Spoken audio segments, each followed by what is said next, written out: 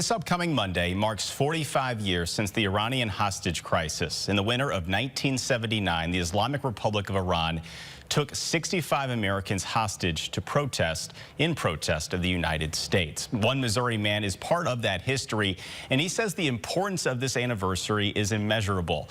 Tonight, only First Alert 4's David Amilati shares his story.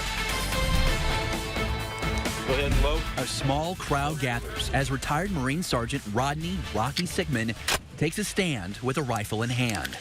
He steadies his aim, calms his breath, gives the command, and clay scatters across an empty field. The sacrifice that man has made for you, for me, for everybody, for our country is, you can't put a measure on it. He does so much to try to repay a debt that he doesn't owe. He gave us everything. This group says Rocky's name will live on in the history books for the courage not to pull the trigger.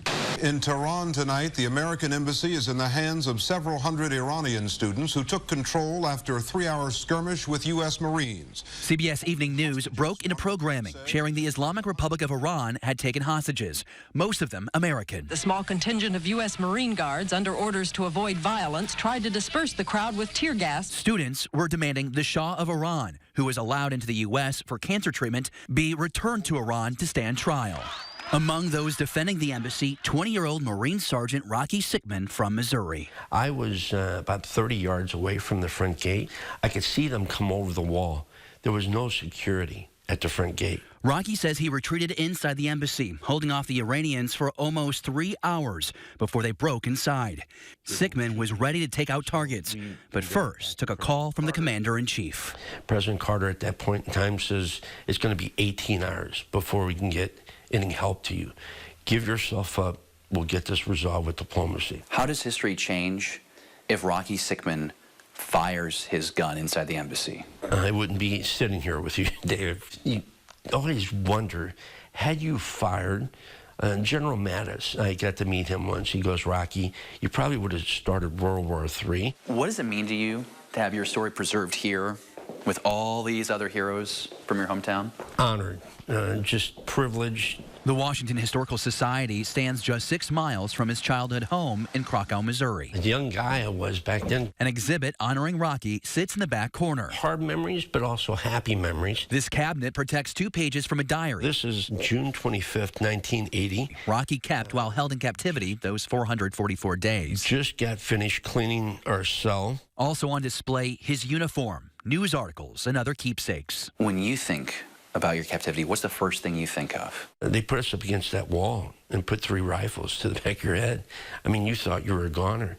That's what my poor parents were having to not know what I was going through.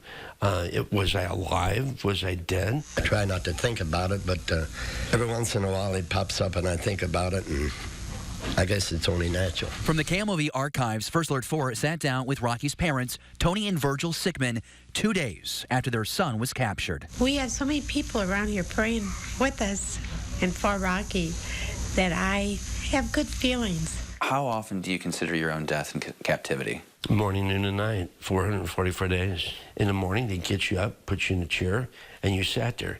And you could hear demonstrations chanting death to America. You could hear people honking horns. And you're sitting there thinking, it's 1979. Here you are, 10,000 miles away from home. The Vietnam War just ended 1975. And when those people came home, nobody cared about them. And now you're sitting there thinking, if nobody cared about those thousands, who's going to care about 66 Americans? America would make its first attempt to rescue Rocky and the other hostages on April 25th, 1980. 8 of the crewmen of the 2 aircraft which collided were killed. Those 8 lives, 45 years later, what do they mean to you? Every morning, I wake up, I think of those 8 is a story that every American must hear, that freedom is not free. Freedom would not arrive for Sikman and his comrades until January 20th, 1981. This is something that you had prayed for, you would hope for, just another chance to be free again.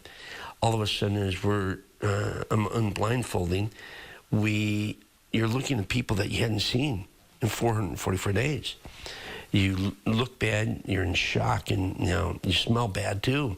And all of a sudden they start plucking, grabbing each one out of the stripped out school bus, and we get out and they're chanting "Death to America," and they're spitting on us, and we're boarding in an airplane. That plane would ultimately bring Rocky back to the States. What is that first call home like? My dad would always mess with me. My friends would call, and he'd pick up the phone and say, "Yeah, Crackle Store." And my buddies would hang up thinking they had a wrong number.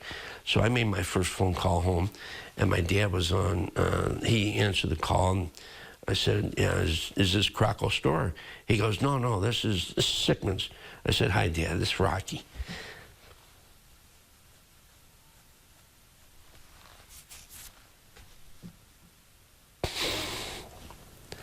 Sorry.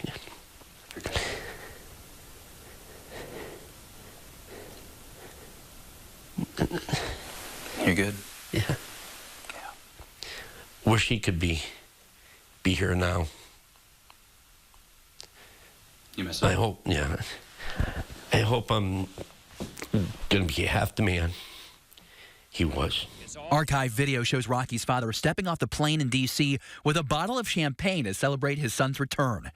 Rocky reunited with his girlfriend Jill and family before President Ronald Reagan took the microphone on the South Lawn of the White House.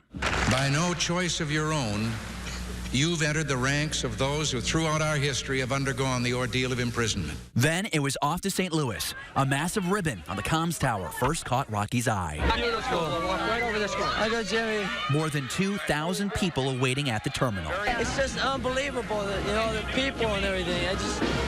I don't know what to say. A small contingent then traveled to Rocky's childhood home, where the neighborhood stood at attention. While we were over there, I just had memories of my house, and the things I had done around here. It's just great seeing it, and Christmas lights. I hear the Christmas trees inside, but it's just so beautiful. The next year, he married Jill, and the two had 3 kids.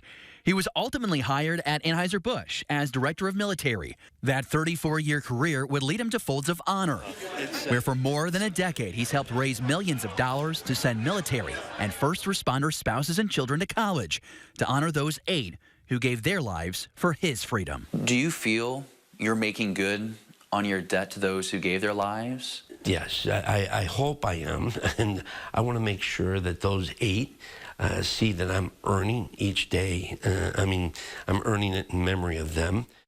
He says, along with those childhood memories in Washmo, his love of family, faith, and country kept him alive those 444 days. And Rocky's work with Folds of Honor is getting him recognized next week. The MAC and St. Louis Rotary Club will recognize Rocky as Veteran of the Year for his work with Folds of Honor. In studio for First Alert 4 Investigates, I'm David Emilati. And if you want to help Rocky in his mission to honor those 8 people who gave their lives for his freedom, you can learn about ways to volunteer and donate to Folds of Honor by visiting this story inside your First Alert 4 News app.